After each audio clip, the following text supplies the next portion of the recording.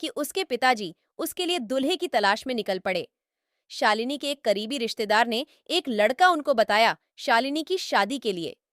अब शालिनी के पिता ने उस लड़के और उसके परिवार की कोई खोज खबर नहीं करी, बस तुरंत रिश्ता तय कर दिया और कुछ समय बाद उसकी शादी भी कर दी गई। शालिनी बहुत भोली भाली लड़की थी। अब शादी के बाद शालिनी डोली में बैठकर ससुराल पहुंची। वहां उसका कोई खास धूमधाम से स्वागत नहीं किया गया। शालिनी को ससुराल में कदम रखते ही उसके जीवन में दुखों का पहाड़ टूट पड़ा। जैसे ही शालिनी के पति ने घर में कदम रखा, गठजोड़ी को फेंककर अपने रिश्तेदारों दोस्तों के पास चला गया। शालिनी के पति का नाम सतीश था। सतीश की एक चाची बेचारी शालिनी को एक कमरे में ले गई, वहां उसे बैठा दिया। दोपहर को 1-2 बजे वह डोली ससुराल पहुंची थी। अब शाम के 8 बज चुके थे। सर्ज विदा हो गया था, चंदा का आगमन हुआ। शालिनी को किसी ने पानी तक नहीं पूछा, ना ही कोई उसके पास आकर बैठा। बेचारी शर्माई घबराई सी चुपचाप कमरे के बाहर देखती रही। रिश्तेदारों की विदाई हो रही थी। कई रिश्तेदार अभी रुक गए थे, कुछ रवाना हो गए थे। अब फोटोग्राफर आया। उसने कहा, मुझे दुल्हन के कुछ फोटोग्राफ निकालने हैं, आप दुल्हन को तैयार कर दीजिए। तब शालिनी की बड़ी नंद आई और उसको तैयार कर दीजिए। तब शालिनी की बड़ी नंद आई और उसको तैयार होने के लिए बोल गई। तभी शालिनी की सास ने उस कमरे में प्रवेश किया और अपनी बेटी को संबोधन करके कहने लगी, इस बड़े बाप की बेटी से कह दे, इसका मेरे घर में कोई काम नहीं, क्योंकि इसके पिता ने हमें लाखों रुपए दहेज में नहीं दिए। इसे मेरे घर में रहना है तो अपने अमीर बाप से लाखों रुपए लाकर दे देगी। उन रुपयों से हम मेडिकल स्टोर खोल देंगे शालिनी के देवर के लिए। शालिनी मन ही मन बहुत डर गई थी। बेचारी सोच रही थी, ये सब क्या हो रहा है। एक तरफ उसका पति सतीश अभी तक उसके पास नहीं आया था। कुछ अटपटा लग रहा था उसे, मगर वह करती भी तो क्या, चुपचाप तैयार होकर बैठ गई। फोटोग्राफर ने कुछ फोटो निकाले। अब उस फोटोग्राफर ने सतीश को भी बुला लिया था। सतीश अनमने मन से बैठा एक आधी फोटो निकलवाई और फिर उठकर वापस अपने रिश्तेदारों की महफिल में जा बैठा। अब दुल्हन को सुहाग सेज पर ले जाया गया। काफी देर बाद शालिनी की नंद पकड़कर सतीश को कमरे में लाई। कमरे में आकर सतीश चुपचाप बेड पर आकर लेट गया। शालिनी से कुछ नहीं बोला। शालिनी सब कुछ देख रही थी। अब कुछ देर बाद सतीश ने कड़कते हुए शालिनी से कहा, अब ये तेरा नाटक खत्म कर और लाइट बंद कर दे, जाकर मुझे नींद आई है। शालिनी उठी और लाइट बंद करके आई। अब शालिनी की नींद तो पूरी तरह से उड़ गई थी। ऐसे ही शालिनी लेटी रही। सुबह के 5 बज गए थे। शालिनी ने देखा घर के लोगों की आवाजें आनी शुरू हो गई थीं। शालिनी ने सोचा, अब वह और लेटी रही तो ससुराल वाले ना जाने क्या सोचेंगे उसके बारे में। लिए तुरंत उठ गई। सोचा, जल्दी से नहा धोकर तैयार हो जाऊं। शालिनी तैयार होकर बैठी थी। सब लोग भी तैयार हो गए थे। चाय पानी की व्यवस्था हो गई थी। अब सतीश भी उठ गया था। आस पड़ोस की महिलाएं बहू को देखने आई। शालिनी को वहां ले जाया गया जहां सब महिलाएं बैठी थीं। सब ने बहू को देखा और कहने लगी, बहू तो बहुत सुंदर है। सब सतीश को बधाई देने लगे। अरे बेटा, लिए तुरंत उठ गई। सोचा, जल्दी से नहा धोकर तैयार हो जाऊं। शालिनी तैयार होकर बैठी थी। सब लोग भी तैयार हो गए थे। चाय पानी की व्यवस्था हो गई थी। अब सतीश भी उठ गया था। आस पड़ोस की महिलाएं बहू को देखने आई। शालिनी को वहां ले जाया गया जहां सब महिलाएं बैठी थीं। सब ने बहू को देखा और कहने लगी, बहू तो बहुत सुंदर है। सब सतीश को बधाई देने लगे। अरे बेटा, तुम बहू तो बहुत ही सुंदर लाए हो। शाम के समय पड़ोस में ही सतीश के एक दोस्त की शादी थी। वहां का निमंत्रण आया हुआ था। शालिनी की सतीश की मां तैयार हो रही थी शादी में जाने के लिए। तब पड़ोस की महिलाएं कहने लगीं, बहन जी, आज तो सतीश और शालिनी को भेजो, शादी में नया जोड़ा है, इनको भेजना उचित रहेगा। सतीश को समझाकर भेजा। सतीश और शालिनी को शादी में अगले दिन सतीश ने बहाना बनाया कि उसकी ड्यूटी आई है, इसलिए 2-3 दिन के लिए बाहर जाना पड़ेगा। अब शालिनी ने चुप्पी तोड़ी और बोली, अभी तो हमारी शादी हुई है और आप जा रहे हो, मेरा मन कैसे लगेगा। तब सतीश बोला, क्या इतने साल मेरे साथ ही बंधी बैठी थी। नाटक बंद कर चुपचाप अपने काम से काम रख। मेरे किसी भी काम में अपनी टांग मत अड़ाना, वरना तेरे बाप के घर भेज दूंगा। 3 दिन बाद सतीश आया। रात के 10 बजे थे। वह शालिनी के पास नहीं आया और अपनी बहनों जीजों से बातें करके बाहर वाले कमरे में ही सो गया। इधर शालिनी को सतीश की आवाज सुनाई दी तो सोचने लगी, अभी सतीश कमरे में आएगा, मगर नहीं आया। अगले दिन सुबह शालिनी के पीहर से फोन आया कि उसके लेने भैया आ जा रहे हैं। शालिनी मन में खुश हुई। चलो जब पीहर जाऊंगी तब सतीश से मुलाकात कर लूंगी। अब शाम को शालिनी के भैया आए शालिनी और सतीश को ले जाने। पर सतीश की माँ ने कहा, सतीश नहीं जाएगा, उसने मुझे कह दिया है, मैं शालिनी के संग नहीं जाऊंगा। अब शालिनी के भैया ने सतीश से बात करी कि शादी के बाद दुल्हा और दुल्हन को संग जोड़े से ही जाना होता है। ऐसे में अकेली शालिनी को कैसे ले जाऊं? घर में सबकी डांट पड़ेगी। बहुत समझाने पर सतीश तैयार हुआ जाने को, मगर सतीश के माता पिता को अच्छा नहीं लगा सतीश का जाना।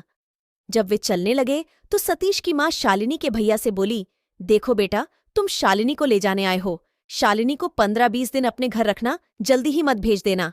सतीश को कहा, तू कल ही वापस आ जाना। जब शालिनी सतीश भैया के संग घर पहुंचे तब शालिनी के परिवार के सब लोगों ने बहुत खुशी से सतीश का स्वागत किया। खूब खातिरदारी हुई। सतीश की ससुराल में उन्हें शहर के फेमस स्थलों पर घुमाने ले गए।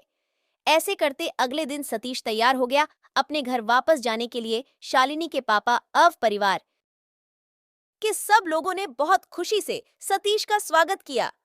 खूब खातिरदारी हुई। सतीश की ससुराल में उन्हें शहर के फेमस स्थलों पर घुमाने ले गए। ऐसे करते अगले दिन सतीश तैयार हो गया अपने घर वापस जाने के लिए। शालिनी के पापा व परिवार वालों ने उसे रोकना चाहा, मगर नहीं रुका। अब शालिनी की सहेलियां व पड़ोस की महिलाएं शालिनी से मिलने आई और सब ने कहा, शालिनी के चेहरे पर खुशी नजर नहीं आ रही। शादी के बाद तो सब लड़कियां बहुत चहकने लगती हैं, मगर शालिनी बुझी बुझी सी दिख रही है। शालिनी ने मौका देखकर अपनी भाभी से सारी बात बताई। कैसे सतीश उससे कटे कटे रहे, कोई बात नहीं की। फिर शालिनी की भाभी ने कहा, हो सकता है कोई बात हो, कई बार लड़कों की संगत गलत होती है, इसलिए तेरे संग ढंग से बात नहीं करी। 15-20 दिन होने पर शालिनी को ससुराल जाना पड़ा। अब शालिनी की कहानी में दर्द की घड़ी आनी शुरू हुई। सतीश अपनी मर्जी से घर आता, उसे कोई मतलब नहीं। शालिनी भूखी बैठी इंतजार करती रहती। घर के सब लोग खाना खाकर सोने चले जाते। सतीश घर आता, शालिनी गर्म खाना बनाकर उसे खिलाती, खुद खाती। रसोई का काम खत्म करके कमरे में जाती, तब तक सतीश नींद ले चुका होता। इधर उसकी सास रोज ताने देती, खुशखबरी नहीं सुना रही, तेरे में कोई कमी है तो डायनेक्टर के पास ले चलती हूँ। नए नए बहाने ढूंढकर शालिनी को ताने मारने, लड़ाई झगड़ा करना उसकी सास का काम था। रोज लड़ाई झगड़ा शालिनी का। जीवन दुखों में घिर गया। जैसे तैसे करके सतीश शालिनी से बोलने तो लगा, मगर उसका ध्यान नहीं था शालिनी में, बस जैसे कोई मजबूरी में हो। अब शालिनी को लगने लगा शायद सतीश उससे प्यार करने लगेगा, मगर एक दिन तो हद ही हो गई। जब सतीश शालिनी के कहने पर वैष्णो देवी के मंदिर जाने के लिए शालिनी से रुपए लेने आया तो उसकी सास का कलह शुरू, मौज मार, काम तेरा बाप करेगा। शालिनी ने जल्दी से अपने कुछ रुपए सतीश को देकर आई और काम करने लगी, पर उसकी सास ने उसे धक्का दे दिया और कहने लगी, मेरी रसोई में पांव मत रखना, समझी। शालिनी मना करने पर भी रसोई में सफाई करने लगी तो उसकी सास ने उसे धक्का देकर रसोई से बाहर निकाल दिया। तब सतीश ने कहा, क्यों हल्ला मचा रहे हो, करने दो इसे काम। तब शालिनी की सास ने कहा, हाँ, अब तू अपनी पत्नी का गुलाम बन गया। फिर सतीश बोला, इसमें गुलाम वाली कौन सी बात है, हाँ, मैं अभी इसे घर से निकलवाती हूँ। शालिनी की सास तुरंत घर से निकल गई और अपने बेटी जबाई को बुलाकर लाई। शालिनी की नंद नंदोई ने आकर सतीश एक कमरे में ले गए और कमरे में सतीश, उसकी माँ बहन और जीजी चारों जने शालिनी को कमरे में नहीं जाने दिया। कमरे को अंदर से बंद कर लिया। अब शालिनी को तो कुछ भी समझ नहीं आ रहा था कि क्या हो गया। वह मन ही मन बहुत घबरा रही थी। 2 घंटे बाद शालिनी की सास कमरे से बाहर निकलकर आई और शालिनी से बोली, जल्दी से सबके लिए खाना बना दे। अब शालिनी खाना बनाने लगा। खाना बनकर तैयार हो गया, मगर अभी भी सब कमरे के अंदर बैठे थे। कमरा अंदर से बंद था। लगता है कमरे में मीटिंग चल रही है। लगभग 4 घंटे बाद कमरा खुला। अंदर से सब बाहर आए, मगर सतीश बाहर नहीं आया था। शालिनी जल्दी से सबके लिए खाना परोसने लगी। सतीश को उसकी बहन बुलाने गई, तब सतीश आया। सबने खाना खा लिया। शालिनी सबके झूठे बर्तन उठाकर साफ करने रसोई में चली गई। जब वह रसोई का सारा काम खत्म करके सतीश के कपड़े प्रेस करने लगी। जब शालिनी सतीश के कपड़े प्रेस कर रही थी, तब सतीश आया और शालिनी को घसीटते हुए बाहर आंगन में ले आया और बोला, उठा अपने कपड़े और जल्दी से पैक कर ले, तुझे तेरे बाप के घर छोड़कर आता हूं। शालिनी डर के मारे रोने लगी।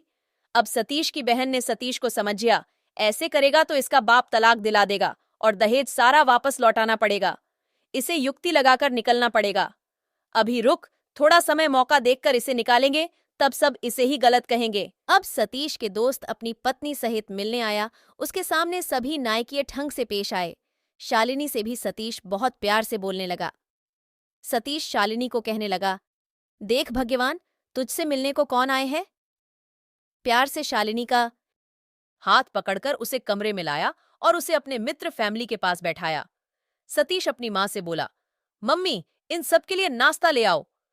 सब नाटक चलता रहा जब तक सतीश के मित्र घर पर रहे। अब वह दिन आया जिस दिन की टिकट थी वैष्णो देवी के मंदिर जाने की। सतीश के मित्र भी अपनी पत्नी को संग ले आए थे संग जाने के लिए। सतीश, शालिनी और सतीश के मित्रगण सबने निकले यात्रा पर। यात्रा में सबने दर्शन किए। वापस लौटते समय कुछ दूर चलते ही सतीश के मित्र कहने लगे, हम आगे चलते हैं, तुम आराम से आते रहना, क्योंकि शालिनी के पांव में सूजन आ गई थी। उसे चलना मुश्किल हो रहा था। वह धीरे धीरे चल रही थी। अभी 2-4 कदम ही उसके मित्र चले होंगे, तभी सतीश भी शालिनी को वहां बैठाकर कहने लगा, तुम यहां बैठो, मैं अभी आता हूं। मुझे लग रहा है कि दोस्त को चक्कर आ गया है, उसे संभाल कर आता हूं। तू कहीं मत जाना, यही बैठी रहना। सुबह 5-6 बजे की बैठी शालिनी 10 बज गए। इतने घंटे बीत गए मगर सतीश नहीं लौटा था। अब शालिनी को डर लगने लगा और वह डरकर वहीं बैठी बैठी रोने लगी। आने जाने वाले सभी लोग शालिनी को देख रहे थे कि क्यों रो रही है। फिर एक महिला ने हिम्मत करके शालिनी से पूछा, बेटी, रो क्यों रही है? क्या तेरे साथ वाले तुझसे बिछड़ गए हैं? शालिनी ने रोते रोते बोला, हाँ, मेरे पति मुझे यहाँ बैठा कर गए थे, बोल कर गए थे यही बैठी रहना, कहीं जाना मत। मैं उनके इंतजार में यही बैठी हूँ, पर वो अभी तक लौटे नहीं हैं और मेरे पास घर वापस जाने के लिए रुपये भी नहीं हैं। अब मैं कहाँ जाऊंगी? जिस होटल में ठहरे थे उसका अता पता भी नहीं मालूम। फिर उस महिला ने हिम्मत बंधाई और बोली, बेटी डर मत, ये माता का दरबार है, यहाँ किसी का बुरा नहीं होता। हो सकता है तुम्हारे पति सांझी छत में कमरे में आराम कर रहे होंगे। सांझी छत यहाँ से थोड़ी ही दूरी पर है। वहां जाकर तुम जो कमरे बने हैं उनमें देखना, माता रानी की कृपा से तुम्हें तुम्हारे पति मिल जाएंगे। शालिनी ने हिम्मत करी और धीरे धीरे सांझी छत की तरफ चल पड़ी। कैसे तैसे करके वह सांझी छत पहुंची। वहां वह थोड़ी देर बैठकर आराम किया और हर आने जाने वाले को गौर से देखने लगी, कहीं शायद उसके पति तो नहीं हो इनसे। कुछ आराम करके वह सांझी छत पर बने कमरे में सब कमरों में झांक झांक कर देखने लगी, पर उसे ना तो सतीश कहीं दिखा था, ना ही उसके मित्र फैमिली ही नजर आई थी। अब शालिनी बेचारी रोती रोती आगे चलने लगी और सोचने लगी, अब कहाँ जाऊं, घर कैसे पहुंचूं? फिर उसको याद आया, पापा के दिए गहने तो उसने पहन रखे हैं, इन्हें बेचकर घर लौट जाऊंगी। अब उसको चलते कुछ समय ही हुआ होगा कि उसे एक लड़की जो लगभग 18-20 साल की होगी, वह शालिनी के संग संग चलने लगी। चलते चलते दोनों ने एक दूसरे को देखा और बातें करने लगे। शालिनी ने उससे पूछा, तुम अकेले कैसे आई? तुम्हारे संग और कोई नहीं? तब वह लड़की बोली, है ना, मेरा सारा परिवार है मेरे संग। फिर शालिनी ने पूछा, तो तुम अकेली कैसे आई? तब वह लड़की बोली, मेरे मम्मी पापा भैया भाभी सब लंगर खाने गए हुए हैं। अर्धकुंवारी में तो शालिनी ने पूछा, फिर तुम नहीं गई खाने लंगर? वह लड़की बोली, मैंने तो कभी खा लिया था, लंगर जब बना था तभी खा लिया था, पर लाइन बहुत बड़ी थी इसलिए भैया भाभी का नंबर नहीं आया, वे अब खाकर फिर आ जाएंगे। ऐसे बात करते करते शालिनी और वह लड़की कटरा के नजदीक पहुंच गए। तब शालिनी ने उस लड़की से पूछा, तुम अब कहाँ जोगी? तब वह बोली, मैं होटल में जाऊंगू। शालिनी ने पूछा, तुम्हें तुम्हारे होटल का ध्यान है क्या? वह बोली, हाँ, मुझे यहाँ के सभी होटल की जानकारी है। शालिनी उससे कहने लगी, मुझे तो उस होटल का नाम नहीं पता जहां मुझे जाना है। तब वह लड़की बोली, तुम चिंता मत करो, माता रानी है ना तुम्हारे साथ, तुम उनके दर्शन करके आई हो, जरूर तुम अपने होटल पहुंच जाओगी, इतना का। कहते ही वह लड़की एक गली की तरफ इशारा करके बोली, देखो तुम्हारा होटल तो आ गया। शालिनी को तो पहचान में नहीं आ रहा था, इसलिए वह बोली, तुम्हारा होटल वो सामने 2-3 होटल छोड़कर जो सामने दिख रहा वही है। शालिनी थकी हुई थी, उसे इतना भी ध्यान नहीं रहा कि एक अनजान लड़की को ठीक उसके होटल और उसके कमरे के बारे में सही ज्ञान कैसे हुआ। शालिनी थोड़ा आगे गई, उसे समझ आ गया अपना होटल। फिर उसकी समझ में कुछ आया, उस लड़की की तरफ देखा, पता नहीं वह लड़की कहाँ गायब हो गई। शालिनी ने होटल वाले से कमरे की चाबी मांगी। होटल वाले ने कहा, ऊपर आपके कमरे में गेस्ट नहाने धोने के लिए भेजे हैं, आपका कमरा खुला है, चले जाओ वहां। वहां पहुंच शालिनी ने देखा उस कमरे में कुछ लोग तैयार हो रहे थे। काफी समय लगा उनको तैयार होकर नाश्ता पानी करने में। जब वे सब चले गए तो शालिनी कमरे को बेद करके सो गई। रोते रोते उसे कब नींद आ गई पता ही नहीं चला। शाम को एक लड़के ने आकर जोर से दरवाजा खटखटाया। बोला, मैडम आपसे कोई मिलने आया है। शालिनी ने सोचा, किसी और का मेहमान होगा, उससे मिलने कौन आएगा। तभी कमरे की खिड़की से सतीश ने झांकते हुए कहा, दरवाजा खोल। शालिनी खड़ी होकर दरवाजा खोलकर आई। तब सतीश बेड पर आकर लेट गया। दोनों चुपचाप लेटे रहे। फिर एक महिला आई और शालिनी से बात करने लगी। अब होटल वाला लड़का आया और बोला, साहब कमरा खाली करना है तो अभी कर दो, हमारे कस्टमर आए हुए हैं। सतीश ने कुछ दूरी पर एक कमरा देखकर वहां शिफ्ट कर लिया। रात को शालिनी और सतीश खाना खाने गए और लौटकर कमरे में आकर सो गए। सुबह सतीश के मित्र आए, फिर सब मिलकर बाजार गए, खाना खाया, थोड़ा बहुत सामान खरीदा। रात को रेलगाड़ी पर सवार हो वापस घर लौट गए। अब वैष्णो देवी से लौटे उन्हें कुछ ही दिन हुए थे कि बहुत बड़ी लड़ाई हुई, जिसमें शालिनी के परिवार वालों को बुलाया गया और योजना के तहत जो भी पहले से सोचकर कर प्लानिंग के अनुसार शालिनी की ना जाने क्या क्या कमियां बताई जाने लगीं। शालिनी को घर से निकालने की पूरी तैयारी थी। शालिनी के भैया, मौसी, चाचा सब आए हुए थे। कर दूर एक कमरे में ले गया। वहां पीछे पीछे सतीश के पिता भी आए और कमरे में आकर बोले, तेरे शरीर पर जितने भी गहने हैं सब उतार कर यहाँ मेज पर रख दे। पर शालिनी कहने लगी, क्यों, कोई बात हुई है क्या इतने में। सतीश गुस्से से शालिनी से बोला, तेरे को एक बार बोला समझ नहीं आता, चुपचाप रख दे। तेरे सारे गहने उतारकर। तब शालिनी ने वे गहने उतारकर मेज पर रख दिए। पर शालिनी को यह समझ नहीं आया क्यों उतरवाए गहने, जबकि ये सारे गहने शालिनी के पिता ने दिए थे शालिनी को। मगर शालिनी ने उनके कहने पर सब गहने रख दिए और सतीश के पिता ले जाकर वह गहने शालिनी के परिवार वालों के सामने रखकर बोले, यह देखो, अब आप खुद ही देख लो कितनी बदतमीज है तुम्हें बेटी, मेरे मुंह पर गहने मारकर फेंक दिए। पर शालिनी के चाचा को कुछ गड़बड़ लगा, इसलिए जब शालिनी के ससुर उठकर उस कमरे में आए थे तो वे भी पीछे आए और कमरे के बाहर खड़े उन्होंने सू देखा सुना था, इसलिए वे बातों में नहीं आए। फिर दिन भर की बहस के बाद शालिनी के रिश्तेदारों ने कहा, ठीक है, अभी तुम्हारे घर का माहौल गरमाया हुआ है, इसलिए शालिनी को कुछ दिनों के लिए पीहर भेज दो। अब शालिनी को भैया पीहर ले गए। वहां शालिनी के भैया भाभी शालिनी के जाने के बाद भाभी के पीहर चले गए। शालिनी की भाभी के डिलीवरी होने वाली थी और वह अपनी मां के पास जाकर डिलीवरी करवाना चाहती थी। इधर शालिनी की तबीयत एकदम से खराब हो गई थी। आंखें बुरी तरह से सूज गई थीं, पूरे शरीर में सूजन होने लगी थी। तो शालिनी के पिता ने उसे अस्पताल में ले गए। वहां डायरेक्टर ने उसका चेकअप किया तो V.P हाई था। उसे V.P की दवाई दी। तब अगले दिन शालिनी की बड़ी दीदी कजन आई और शालिनी को देखते ही पहचान गई कि यह खुशखबरी है और उन्होंने दवाई बंद करवा दी। इसके 3-4 दिन बाद ही सतीश वहां आया तो उसे इस खुशखबरी बताई। तब सतीश कहता, अब भी घर नहीं जाना, कुछ दिन और यही रहो, जब पापा लेने भेजेंगे तब लेने आऊंगा, अभी तो किसी को घर में बताकर नहीं आया। सतीश के एक दोस्त के रिश्तेदार के यहाँ मिलने आए थे। सतीश और उसका दोस्त, इसलिए वह घर आया था। अगले दिन सतीश वापस लौट गया। शालिनी के भतीजा हुआ, उसकी खुशी में पार्टी रखी। तब सतीश भी आया था और सबके समझाने पर शालिनी को संग ले गया था। अब सतीश के माता पिता को एक काम से रिश्तेदारी में जाना था तो वह 8-10 दिन के लिए चले गए, मगर वापस आने के 1-2 दिन बाद ही वही लड़ाई झगड़ा शुरू कर दिया और सतीश से कहाँ इसे छोड़कर आ। सतीश उनके कहने पर छोड़ने चला गया। इस तरह शालिनी की डिलीवरी होने तक वही रखा। शालिनी ने कई बार फोन भी किया वापस जाने के लिए, मगर हर बार सतीश टाल देता। ना तो सतीश खुद फोन करता था, ना ही लेने आता था। शालिनी फोन करती, कभी तो बस हाँ हूं करके काट देता था। अब वह दिन आया जब शालिनी ने एक प्यारे से बेटे को जन्म दिया। तब सतीश आया था और उसी दिन बेटा पैदा होते ही वापस लौट गया। उसके बाद बहुत फोन करके शालिनी की भाभी ने सतीश को बुलाया। तब सतीश डायरेक्टर के छुट्टी देते ही शालिनी को संग ले आया। सबके समझाने पर भी नहीं माना। बोला, तुम्हारे फोन आते रहेंगे, छोड़कर गया तो इसलिए साथ लेकर जाऊंगा।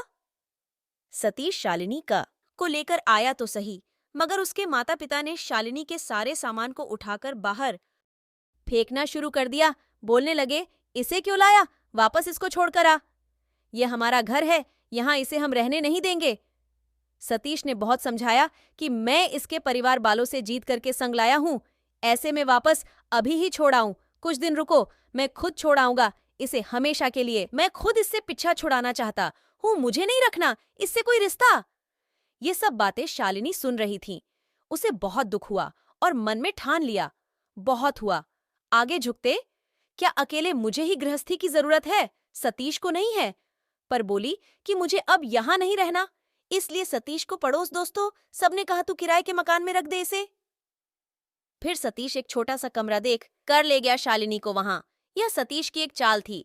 कोई शालिनी से प्यार नहीं था, पर शालिनी हर तरह से समझौता कर लेती थी। उसे तो अपना घर बसाना था, चुपचाप मान गई। अब उस किराए के मकान के पड़ोसी देखते इतने छोटे बच्चे, और अभी तो इसका शरीर भी काम करने लायक नहीं। सास ससुर ने घर से निकाल दिया। बेचारी शालिनी हिम्मत करके बच्चे को गोद में लेकर खाना बनाती। अभी बेटा मात्र 25 दिन का हुआ था। तब एक दिन सतीश की गर्लफ्रेंड का भाई आया सतीश से मिलने। वह आया क्या, उसे बुलाया गया था सतीश को समझाने की इसे छोड़ा और सतीश का विवाह वह कहीं और कर देंगे। जब वह सतीश की गर्लफ्रेंड का भाई आया तो सतीश उसे दूर ले गया, जहां से शालिनी को कुछ सुनाई ना पड़े। बहुत बातें हुई, दोनों में पूरी रात निकल गई बातों में उनकी। जब शालिनी चाय नाश्ता देने गई तो शालिनी के कानों में उनकी बातें पड़ी, जिसमें सतीश उससे शालिनी को बहुत बुरी बता रहा था। कह रहा था, बेकार कचरा गले पड़ गया, अब पिच्छा छुड़ाने की कोशिश कर रहे हैं, कमीनी पिच्छा ही नहीं छोड़ रही। इसका बाप बड़ा आदमी है, इसलिए सोच रहे हैं, नहीं तो कभी का धक्का मारकर इसे निकाल देता अपने जीवन से। फिर वो दोस्त बोला, इसीलिए तो तेरे मम्मी पापा ने मेरी बहन को फोन किया था कि वो आंख सतीश को समझाए। सतीश उसकी कोई बात नहीं टालता, जो वह कहती है वही करता है। फिर मेरी बहन के कहने पर ही मैं आया हूं, मुझे उसने ही भेजा है। अब शालिनी को कुछ कुछ समझ आने लगा था कि क्यों सतीश उससे दूर भागता है, क्यों सब मिलकर शालिनी पर झूठा आरोप लगाते हैं। पर बेचारी करती तो क्या करती, उसके माता पिता ने यही संस्कार दिए थे कि लड़की मायके से डोली में बैठकर जाती है और जब उसकी अर्थी उठती है तभी वह ससुराल से विदा होती है। मगर ये कैसे लोग हैं, सभी कोई संस्कार नहीं, कोई धर्म नहीं, सब अपनी मनमानी करते हैं। शालिनी का है कौन उसकी बात सुने, क्योंकि माँ तो उसकी कभी की दुनिया छोड़कर चली गई। कोई भी औरत अपनी माँ से ही दुख सुख बांट सकती है, दूसरा कौन है तो उसके दुख सुख बांटे, वह कहे भी तो किसे कहे। बेचारी हमेशा चुप रहती। जब सतीश उसे बुरी तरह मारता तो रो लेती। सतीश उसे बहुत बुरी तरह पेश आता, उसके बाल पकड़कर दीवार से उसका सिर भिड़ा देता, जूतों से पिटता, इतना मारता कि कई कई दिनों तक उसके शरीर पर जूतों के निशान बने रहते। नील जम जाती, शरीर पर सब चुपचाप सहने के अलावा क्या करती। सतीश इससे भी नहीं चुकता, उसे बालों से पकड़कर घसीटते हुए गली में ले जाता, घर से बाहर लात मारकर फेंक देता और कहता, निकल जा मेरे घर से। पर शालिनी मार खाकर भी घर नहीं छोड़ती। अपना पत्नी धर्म मरकर भी निभाने के लिए विवश थी। कोई भी नहीं चाहता था कि शालिनी वापस पीहर आ जाए, तलाक हो जाए, इसलिए हर जुर्म सहती, रोती चिखती चिल्लाती। कभी आस पड़ोस के लोग छुड़ाने आते तो सतीश उस पर इल्जाम लगाते। पुरुष होता तो कहता, यह रंडी इसके साथ नाजायज संबंध रखती है, इसलिए यह तो छुड़ाने आएगा। महिला होती तो कहता, इसे तू ही ले जा अपने घर। ऐसी रोज की लड़ाई मारपीट के चलते बच्चे बड़ा होता रहा। बच्चे के मन में भी जहर घोला जाता, तेरी माँ बुरी है, इसके साथ मत रहा कर, नहीं तो तेरा जीवन खराब कर देगी। डायन है, खा जाएगी तुझे। अब बच्चे के मन में भी माँ से घृणा पैदा होने लगी थी। पर विधाता के लेख बेटे को एक असाध्य रोग ने घेर लिया, पिता के बुरे कर्मों को भोगने के लिए। फिर कोई भी उस बच्चे को देखने नहीं आया। संभालना तो बहुत दूर की बात है। माँ तो माँ होती है। माँ अपने लाल के लिए भागती, डायनेक्टरों के चक्कर लगाती, दवाई की लाइन में घंटों भूखी प्यासी कड़ी रहती, हर तरह से कोशिश करती कि बच्चा बच जाए। माँ की मेहनत रंग लाई। कुछ भगवान ने उसकी सुनी। फिर वह बच्चा उस असाध्य बीमारी से बाहर आने लगा। तब उसे एहसास हुआ, जिस माँ को मैं दूसरों के कहने पर गलत समझता था, वही मेरे लिए कितना भागी है। अब वह माँ की दिल से पूजा करने लगा। अब उसे माँ से दूर रहना बहुत बुरा लगने लगा। सतीश की छुपी दास्तान सब धीरे धीरे सबके सामने आने लगी। सबको पता चलने लगा कि सतीश शालिनी को क्यों मारता पीटता था। सतीश ने अपनी गर्लफ्रेंड से रिलेशन बनाए हुए थे, उसकी वजह से वह शालिनी को तंग करता था। आखिर वह दिन आ ही गया जब सतीश की गर्लफ्रेंड ने शादी के लिए मजबूर कर दिया। अब सतीश ने दवाइयों का सहारा लिया शालिनी को मारने के लिए। वह उसके खाने पीने के सामान में चोरी से केमिकल मिलाने लगा। उसका असर शालिनी पर होने लगा। शालिनी पूरा दिन बेहोश रहती, उसे होश ही नहीं रहता क्या समय हो गया। इससे भी शालिनी नहीं मरी तो अब उसने शालिनी को तलाक के लिए तंग करना शुरू कर दिया। घर सामान नहीं लाता, ना ही कोई खर्चा पानी घर पर देता। हार कर शालिनी को तलाक के लिए कदम उठाने पड़े। अब शालिनी और सतीश के रिश्ते की बलि का समय आ गया। जब शालिनी कोर्ट में पहुंची, सतीश बहुत खुश था। उसको लगा अब तलाक हो जाएगा तो उसे रोज चोरी चोरी रात बेरात अपनी गर्लफ्रेंड से मिलने नहीं जाना पड़ेगा। अब दोनों शादी के बंधन में बंध जाएंगे। इधर शालिनी भी अब हार चुकी थी। उसकी हिम्मत भी टूट चुकी थी क्योंकि वह अकेली संघर्ष कर रही थी। उसे लगता था शायद कभी सतीश के मन में उसके लिए प्यार जाग जाएगा, तब वह खुद पछताएगा। मगर यह नहीं जानती थी कि सतीश का प्यार वो नहीं, उसकी गर्लफ्रेंड है। इस कहानी का अंत मुझे समझ नहीं आ रहा। शालिनी का तलाक के बाद जीवन कैसे गुजरेगा, क्या होगा? तलाक तो हो ही गया समझो, पर अंत समझ नहीं आया, इसलिए अभी यह कहानी अंतहीन है।